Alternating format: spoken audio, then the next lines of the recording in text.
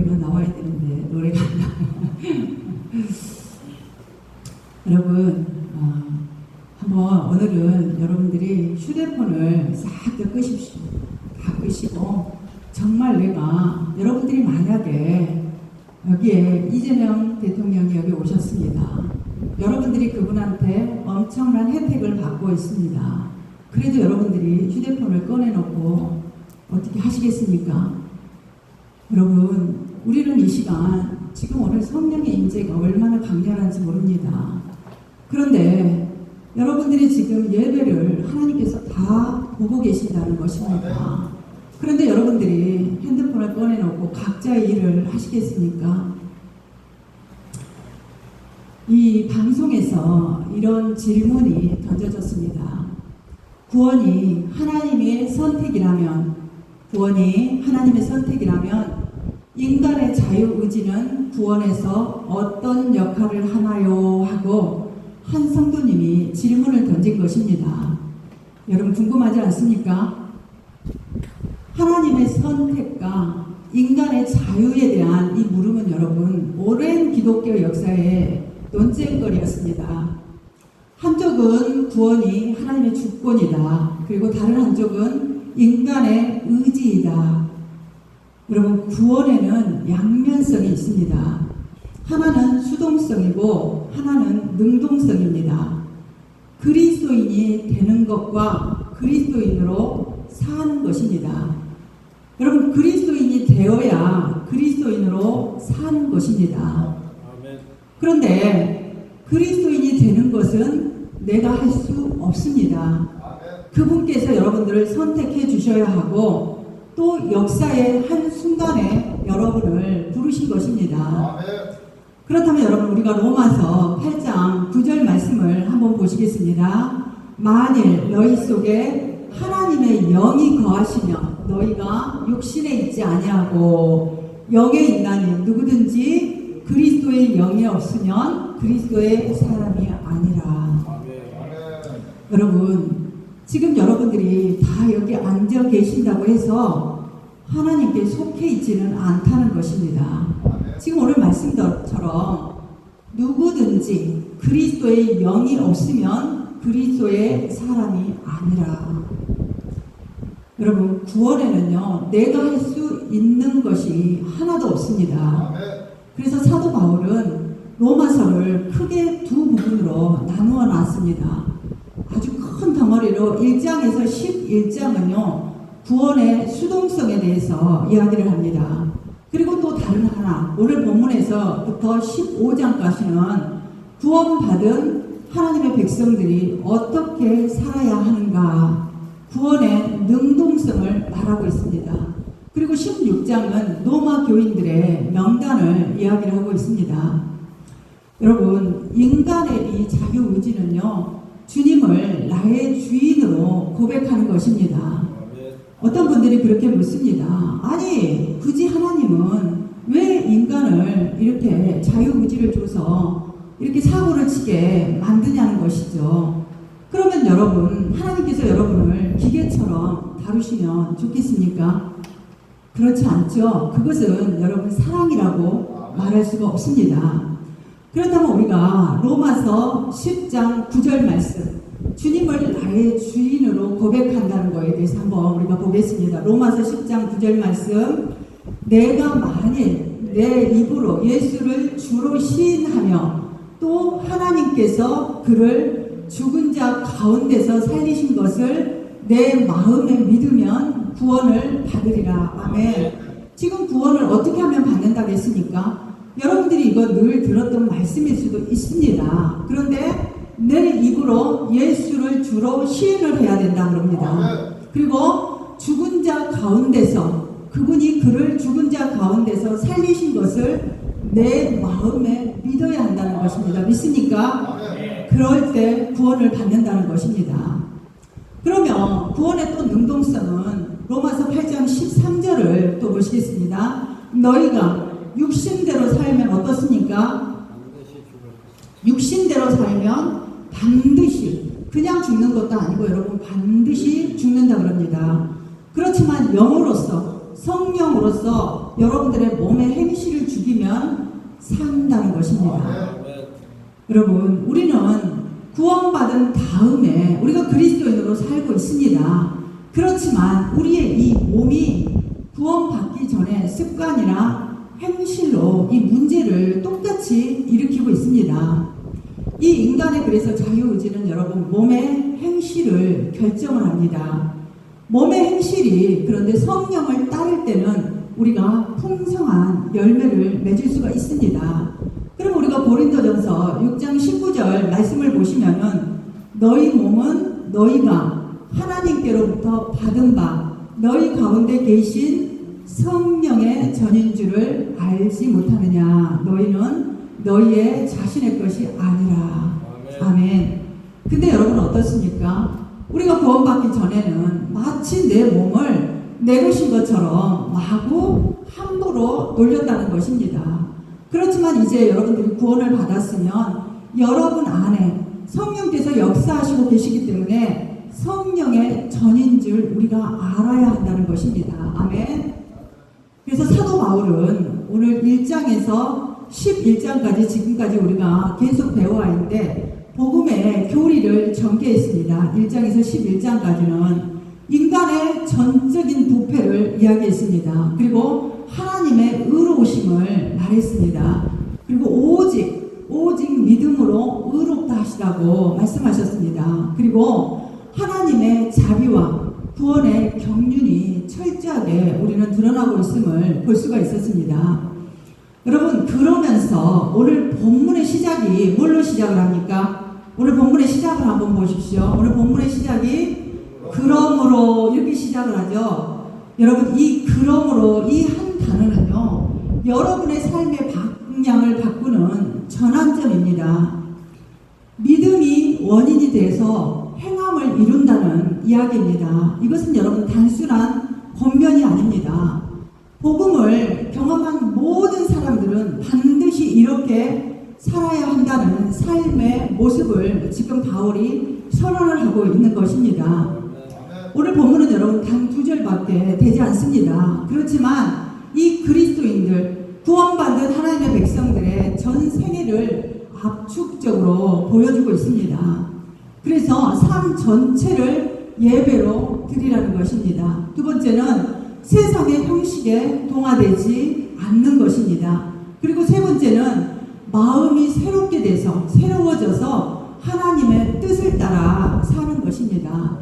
여러분, 이 세 가지가 바로 기독교의 삶의 본질이라고 할 수가 있습니다. 그렇다면 여러분들이 지금까지 어떻게 하나님께 예배를 드렸는지 오늘 말씀을 통해서 한번 여러분의 삶의 예배가 정말 잘 드려졌는지 한번 점검해 보시기 바랍니다. 먼저 우리가 1절을 한번 다시 한번 읽어보겠습니다. 그러므로 형제들아, 내가 하나님의 모든 자비하심으로 너희를 원하노니 너희 몸을 하나님이 기뻐하시는 산 제물로 드리라. 이는 너희가 드릴 영적 예배니라. 아멘. 지금 바울은 여러분 보십시오. 하나님의 모든 자비하심을 근거로 권면을 합니다. 이렇게 복음은 여러분 명령 이전에 은혜를 먼저 선포를 합니다. 그리고 그 은혜에 대한 합당한 반응이 바로 우리의 헌신입니다. 우리의 자유의지입니다. 여기서 몸이란 여러분 단순한 육체만을 이야기하지 않습니다. 우리의 존재 전체를 이야기합니다. 우리의 생각, 우리의 감정, 우리의 행동, 우리의 시간, 우리의 소유, 우리의 미래, 모든 것이 다 포함이 됩니다. 그런데 여러분 한번 이 문장을 한번 잘 보십시오. 여기에서 모순이 되는 단어가 하나 나옵니다. 한번 여러분 찾아보십시오. 어떤 게 모순이 되어 있습니까? 여기서 단어 하나가 모순이 되어 있습니다.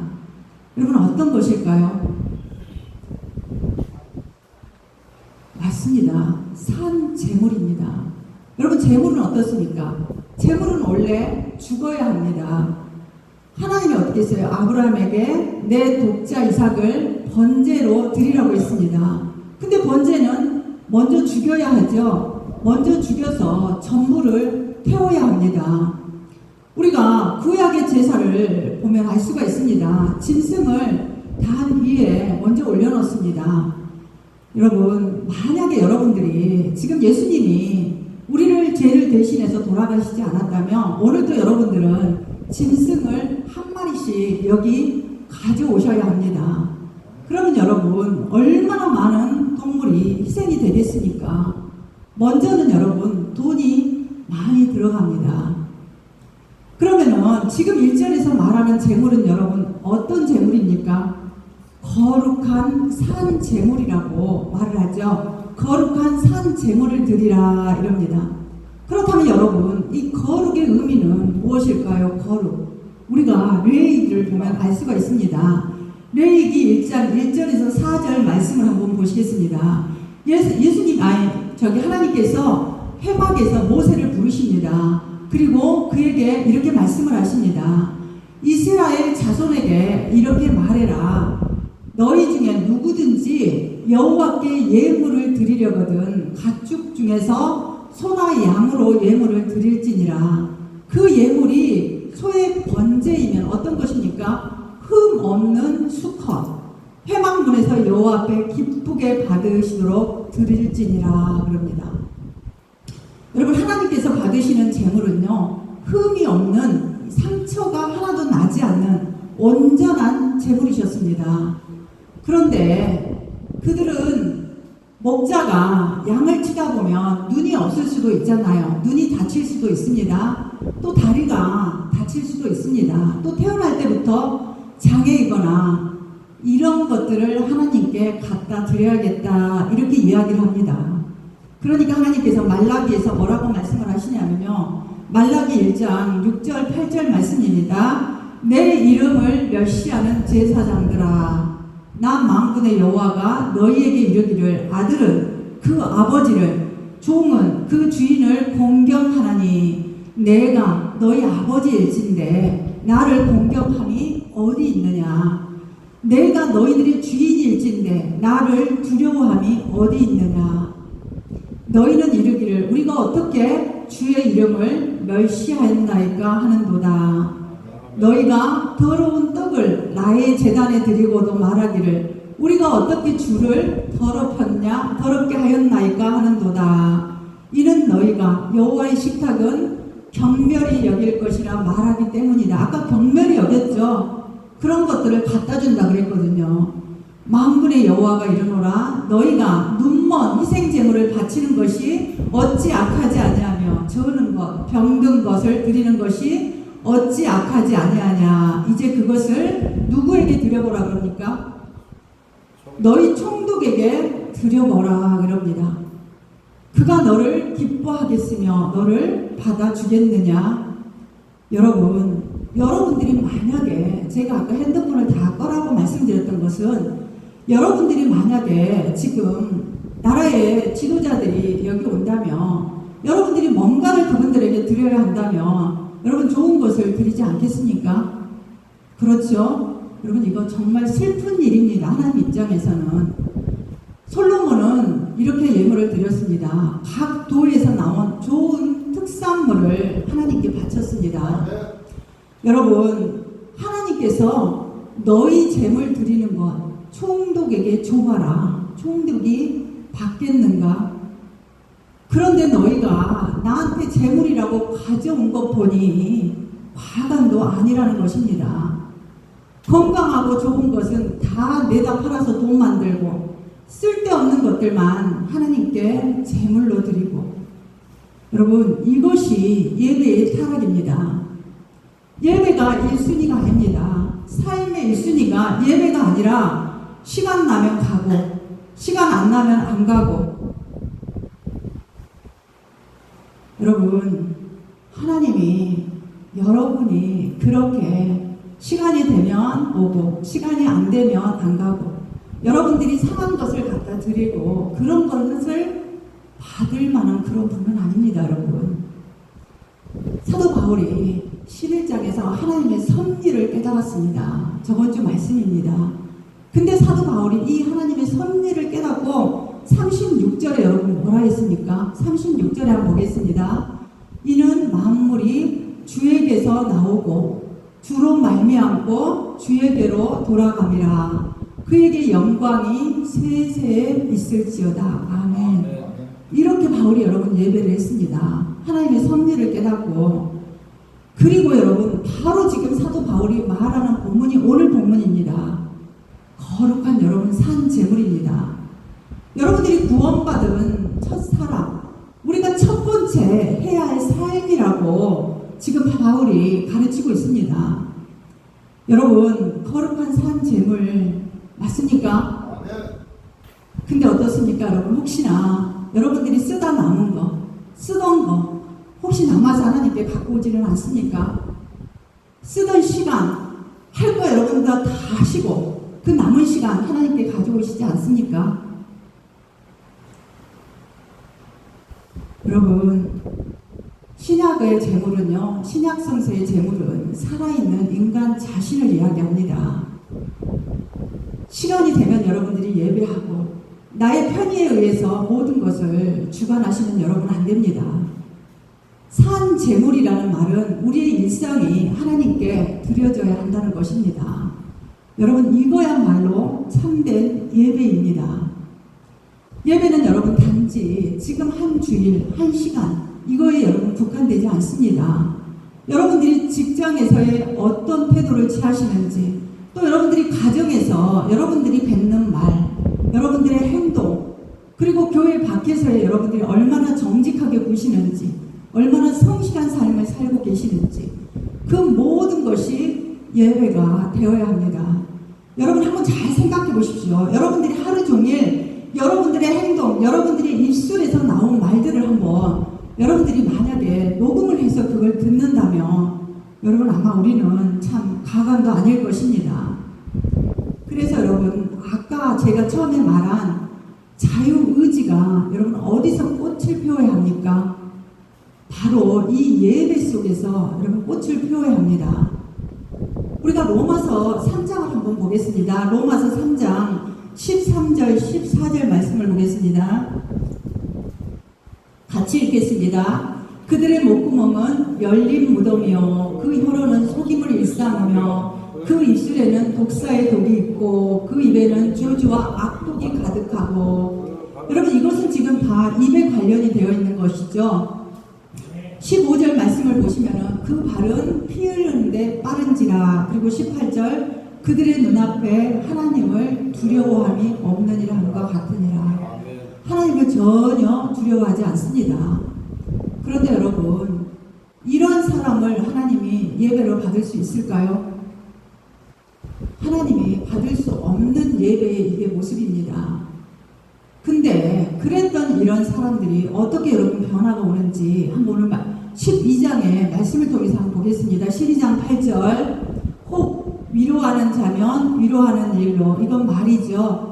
구제하는 자는 성실함으로, 다스리는 자는 부지런함으로, 긍휼을 베푸는 자는 즐거움으로 할 것이니라. 9절 10절입니다. 사랑에는 거짓이 없나니 악을 미워하고 선에 속하라. 형제를 사랑하고 서로 우애하고 존경하기를 서로 먼저 하며. 아멘. 여러분 아멘. 지금 우리가 3장의 말씀을 보았고 15절의 말씀을 보았습니다. 한번 대조를 여러분 해보십시오. 전에는 만약에 여러분들이 3장의 말씀과 같이 살았다면 이제는 여러분 산 제물로 여러분 사셔야 합니다. 하나님이 기뻐하시는 산 제물이 이제 여러분들은 된 것입니다. 그래서 오늘 본문 12장부터 여러분 다음 주 3장부터 21절까지는 거룩한 산 제물로 산다는 것이 뭔가를 계속 이야기를 합니다. 여러분 우리의 삶 전체가 너희 몸을 거룩한 산 제물로 드리라 합니다. 여러분 여기서 지금 영으로 드리라 합니까? 그렇지 않죠? 영이 아니라 너희 몸을 산 제물로 드리라는 것입니다. 여러분 그러면 하나님이 기뻐하시는 산 제사를 드리려면 오늘은 이 세대를 본받지 말라 그럽니다. 오늘 한번 2절 말씀을 한번 다시 한번 보겠습니다. 이제는 해야 할 일과 하지 말아야 할 일을 말씀을 하십니다. 너희는 이 세대를 본받지 말고 하지 말아야 할 일이죠. 여러분 성경은 분명하게 여러분에게 말합니다. 너희는 이 세대를 본받지 마라. 이 세대는 여러분 하나님을 거부하는 세상입니다.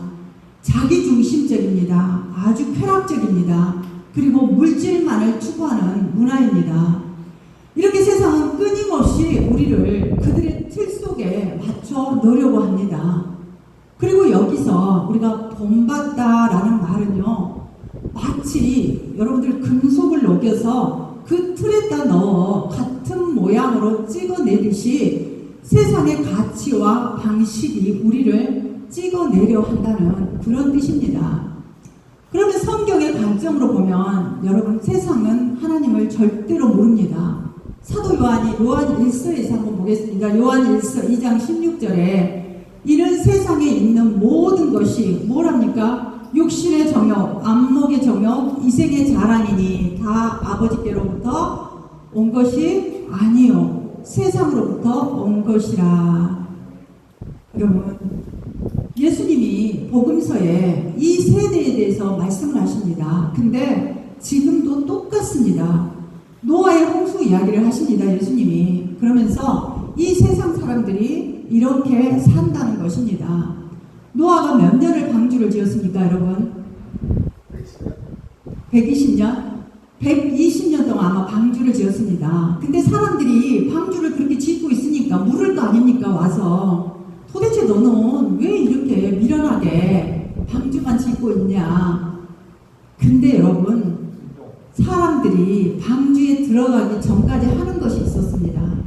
그것이 무엇이었을까요? 마태복음입니다. 마태복음 24장 37절 39절 말씀입니다.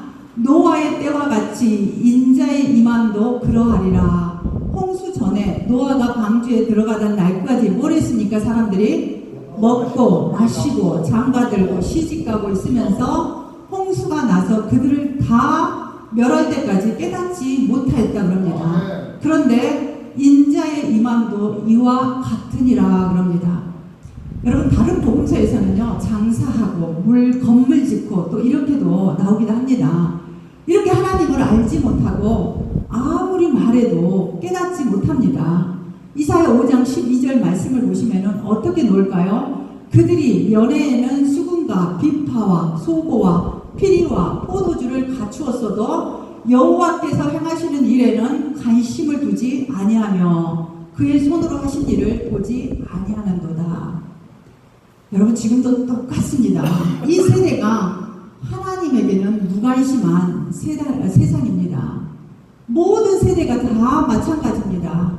에레미야 한번 2장 13절 말씀을 볼까요? 내 백성이 두 가지 악을 행하였나니 곧 그들이 생수에 근원되는 나를 버린 것과 스스로 웅덩이를 판 것인데 그것은 그물을 가두지 못할 터진 웅덩이들이니라. 아멘. 여러분 이렇게 우리 하나님은요 인간들에게 끊임없이 버림을 당하십니다. 인간들은 우리 인간들의 오직 관심은 여러분 얼마나 추저한지 모릅니다. 오직 관심이 뭔지 아십니까? 무엇을 먹을까? 무엇을 입을까? 무엇을 마실까? 너무나 당연하지만 여러분 본질에는 관심이 없습니다. 나의 생명이 어디서 오고 어디로 가는 거 아무 관심 없습니다. 그러나 여러분 우리는 달라야 합니다. 우리는 지금 세상에 속해 살고 있지만 우리는 세상과 동일하지 않습니다. 우리의 소속은 여러분 하늘입니다. 여러분 오늘날 교회가 가장 큰 위기에 처하는 순간이 여러분 언제일까요? 바로 이렇게 세상과 구별되지 않을 때가 가장 위험한 순간입니다. 예배의 형식은 있습니다. 근데 삶의 내용은 세상과 다르지 않습니다. 그럴 때 여러분 교회는 힘을 잃어버립니다. 여러분들이 아무리 세상에 나가서 복음을 전한들 복음의 영향력을 전혀 발휘하지를 못합니다. 여러분 다른 어떤 것보다 영적 예배로 채워야 할 줄로 믿습니다. 아멘. 이제는 해야 할 것들입니다. 2절 하반절입니다. 마음을 새롭게 함으로 변화를 받으라 그럽니다. 여러분 이 변화라는 단어는요 헬라어로 메타모르포시스 그럽니다. 이것은 여러분 본질적인 변화가 있어야 된다는 것이죠. 근본적인 변화를 의미합니다. 세상의 유혹에 우리가 흔들릴 때마다 마음을 다시 새롭게 해야 한다입니다. 여러분 얼마나 결심 오래 가십니까? 하루에도 수십 번도 흔들릴 때가 있습니다. 옛날 어른들이 뭐라 합니까? 하루에 12번도 변한다 그러죠. 여러분 우리가요 애벌레였다면 애벌레가 이렇게 나비로 변하지 않습니까? 그렇다면 여러분 복음을 여러분들이 경험을 했다면 근본적으로 여러분들은 새 사람으로 되어 있어야 합니다. 이 변화는 여러분 단순한 행동이 교정되는 게 아닙니다. 그것은 성령 하나님께서 우리 내면을 새롭게 하실 때 일어나는 일들입니다. 아까 하나님의 영이 우리 안에 있어야 되는 것입니다. 그럴 때 여러분 마음이 새롭게 돼서 여러분의 생각이 바뀌게 됩니다. 그리고 여러분의 가치관이 바뀌게 됩니다. 그리고 여러분의 삶의 목적이 바뀝니다. 그 결과가 여러분 무엇입니까? 하나님의 선하시고 기뻐하시고 한번 같이 읽겠습니다. 선하시고 기뻐하시고 온전하신 뜻이 무엇인지 분별하도록 하라. 이것은 여러분 하나님의 뜻만 아는 것이 아니라 그 뜻 안에서 이제는 살아가는 것입니다. 여러분 우리에게 이 영적 예배가 없으면 누구라도 여러분들이 누구라도 세상 유혹에서 여러분 벗어날 길이 없습니다. 영적 예배야말로 여러분 기독교인의 영광이라고 할 수가 있습니다. 그래서 우리는 더 이상 세상의 거짓된 욕망을 따르지 않고 하나님의 완전한 뜻에 여러분 속해서 살아가야 할 줄로 믿습니다. 아멘. 오늘 본문은 우리에게 여러분 참된 기독교인의 삶을 분명하게 보여주고 있습니다. 우리 몸을 하나님께 드려 거룩한 산 제물이 되라.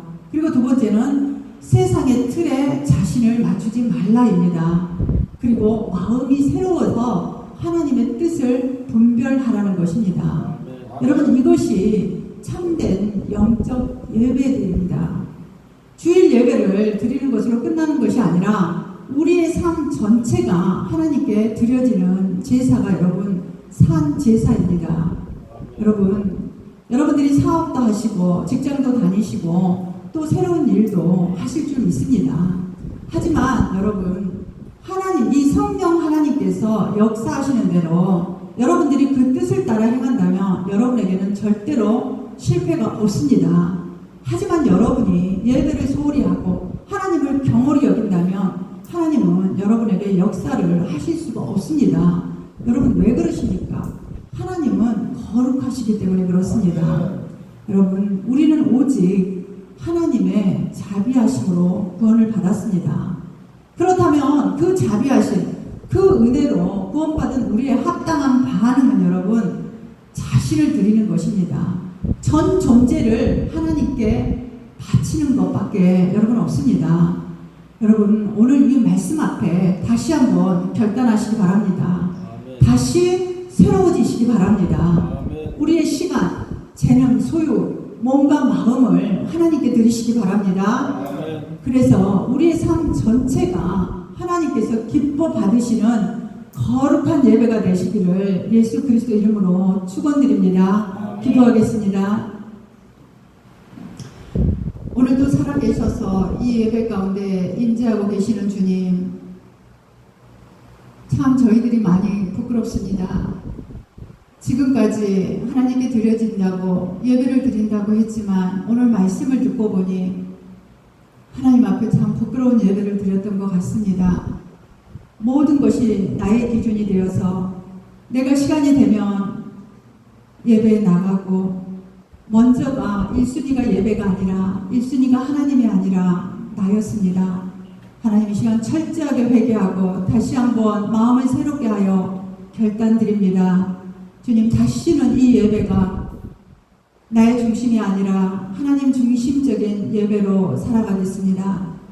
하나님 영광 받으시고 우리 예수공학교의 모든 성도님들의 삶 가운데 역사하셔서 이제는 참 예배자로 설 수 있도록 그리하여 하나님께서 주시는 놀라운 영적 축복을 받아 누리는 모든 성도님들이 되게 하여 주시옵소서. 예수 그리스도 이름으로 기도합니다. 아멘. 찬양하겠습니다. 예배자입니다. 여러분, 아무도 예배하지 않더라도 우리는 그곳에서 예배해야 합니다. 사람을 의식해서 예배하는 것이 아니라 하나님 그 한 분만 바라보고 예배를 해야 할 줄로 믿습니다. 아무도 예배하지 않는 그곳에서 주를 예배하리라.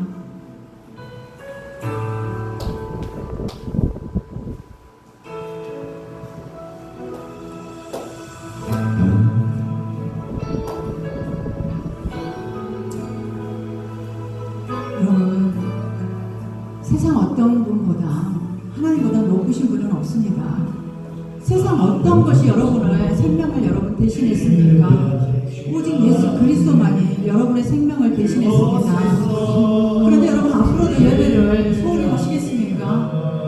앞으로도 여러분 상한 거, 쓰다 남은 거 이런 거 하나님께 드리시겠습니까? 여러분, 하나님은 여러분들이 100번, 1000번 예배를 드려도 그 예배는 갖지 않으십니다. 누구도 헌신하지 않는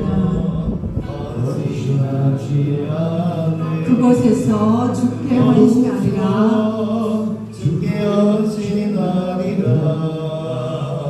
누구도 그곳에서